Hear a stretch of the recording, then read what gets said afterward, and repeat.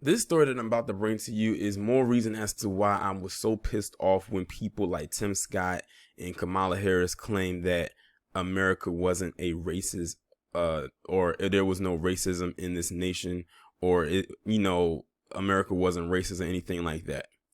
And this all proves that this is all part of a system. And this woman's story who I'm about to bring to you is not a unique story because I've actually talked about something like this before in the past.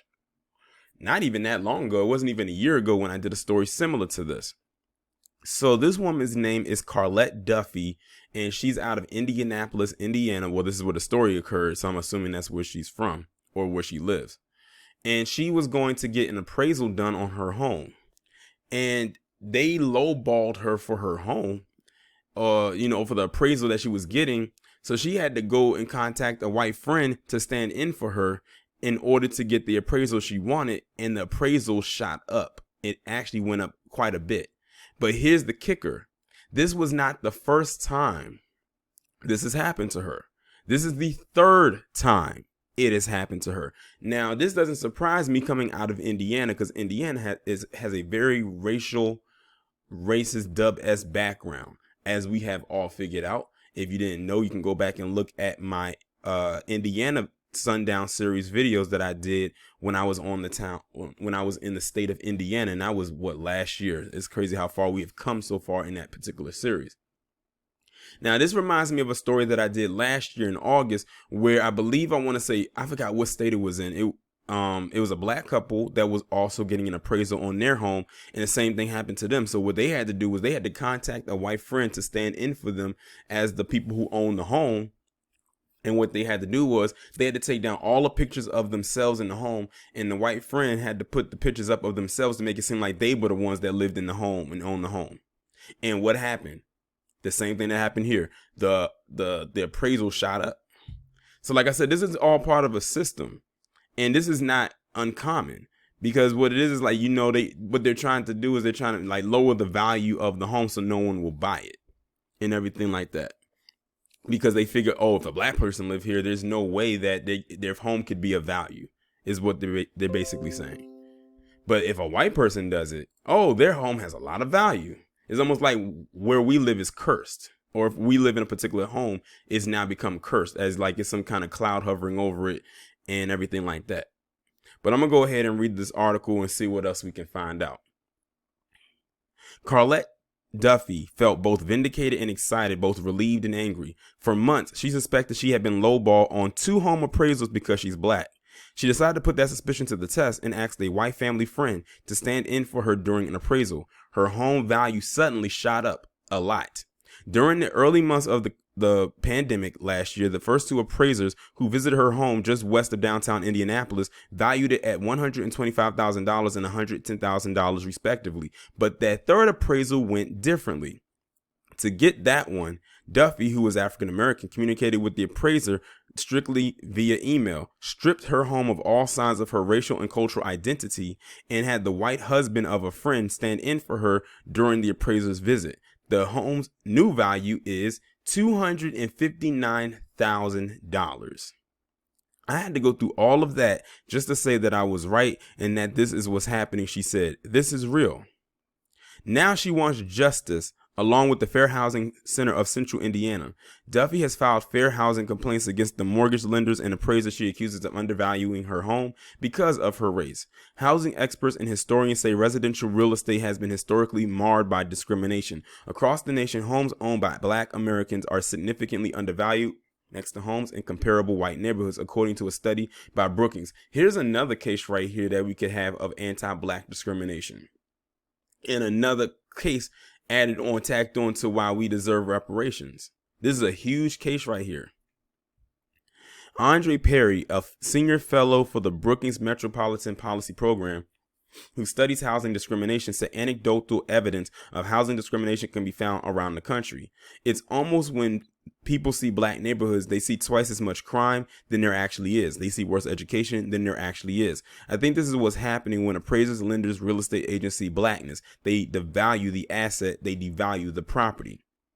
Duffy and the Fair Housing Center of Central Indiana filed the complaints with the U.S. Department of Housing and Urban Development. She's asking for the federal agency to investigate the appraisals. Respondents in the complaints include Indianapolis-based appraiser Tim Boston, appraiser Jeffrey Pierce, Citywide Home Loans and employee Craig Hodges, lender Freedom Mortgage, and two of the company's employees.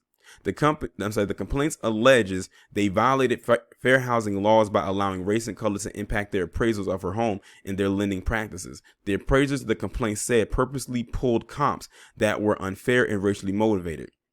Appraiser Tim Boston denied the allegations. My appraisal reports are data driven. I could care less about culture or sexual orientation, he said. It's about bricks and sticks and dirt. The remaining respondents could not be reached by Indy Star. When Duffy sought the first appraisal on her home, she didn't do it with the intention of selling the house. Instead, she wanted to refinance her current mortgage loan, take advantage of the pandemic's historically low interest rates, and use some of her equity she built up in her own home to buy her grandmother's house near Crispus Attucks High School. Duffy hoped to pass the property along to her daughter. Despite the public safety orders and businesses closures caused by the pandemic, the real estate market in central Indiana was red hot. The Federal Reserve was keeping interest rates low, and Duffy said her sister, who lives nearby, had her home appraised at roughly $198,000 in 2019. So I'm thinking, okay, well, maybe I can get the equity out of my house to purchase my grandmother's house so that I can keep that house in my family, Duffy told Indy Star. Duffy in the Fair Housing Center declined to reveal her address due to privacy and safety concerns. So Duffy began the process of refinancing her home mortgage, and which she purchased for $100,000 in 2017. But the process didn't go as she expected, according to the HUD complaint. Duffy worked with Citywide and Jeffrey Pierce of Pierce Appraisal in March and April 2020. They valued her home at $125,000. Citywide and Pierce could not be reached for comment. In an interview, Duffy says she initially wasn't sure what to think about the assigned value. That is until she read the appraisal report. The wording in it just sent out red flags, Duffy said. It said there were comps within half the mile, but it said the quality of construction of the other homes were far more superior to the quality construction of my home. She looked at the comps and pulled property cards. Duffy said she thought the value was incorrect, noting that nearby neighborhoods include Ransom Place and Old North Side. If that's the case, what is the difference in those neighborhoods versus mine? The complaint says Citywide encouraged Duffy to provide comps to challenge the appraised value of her home to determine if mistakes had been made. She purchased a market analysis for her home, which concluded a possible list price of $187,000 and gave that to the lender. Still, the complaint said Citywide told her no change would be made based on the documentation she provided. Between May 2020 and July 2020, Duffy worked with her then lender, Freedom Mortgage, on her second attempt to refinance her home. She was assigned Indianapolis-based appraiser Tim Boston of the appraisal network, according to the complaint. Boston and Freedom Mortgage appraised her home at $110,000, just $10,000 more than its purchase price and $15,000 lower than the first appraisal. The second appraised value, assigned less than 2 months after the first appraisal, confused her. How did I lose $15,000 in my home value? Duffy says she wanted to know what happened to the equity in her home and asked the lender for an explanation, one she said she never received. That's equity, cash in my home that was stolen from me is what I felt like, she said. What happened to it? Freedom Mortgage did not respond to Indy Star inquiries. Boston said that he followed the rules for appraisals and the process is scrutinized. My appraisals are always supported by data because my license is at risk if I don't do it correctly. From the appraisal management company to the bank, those appraisals go through statistical packages, a logarithm type software to test my value. If it's not within a certain range of those software programs, it'll kick back. He also said his appraisals are internally reviewed for accuracy. Boston told Indy Star his appraisals are based on factors such as home square footage, architectural style, neighborhood values, cost to build it brand new, comp on surrounding comparable properties, income costs, and market. Market, he says, is typically what drives an appraisal. At the time, Duffy challenged Boston's appraisal and provided market analysis for review. She says she was told that no changes would be made. She decided to walk away. Boston said he doesn't recall receiving additional documentation from Duffy. So basically, she's getting the runaround from all these people instead of them telling her what the real is. But it was upon that third appraisal, that's when that's when she put all the pieces of the puzzle together. In the following months, Duffy said she told friends and families about her ordeal and her suspicions that racism played a role in her two appraisals. I had a lot of pushback from family, friends, from friends in real estate who were like, maybe that's just the value of your home. You know, maybe you're wrong, that there's nothing nefarious occurring. That's just how things are. But none of those arguments convinced me that I was wrong. I just felt like, no, something else is happening here that we're not seeing. I'm glad she went with her gut instinct.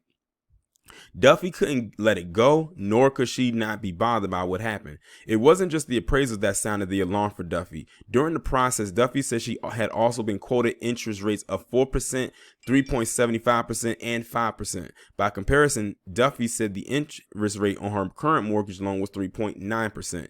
At the time, rates on the 30-year and 15-year mortgage had fallen below 3.5% that April and continued declining throughout the spring and summer, according to Freddie Mac data.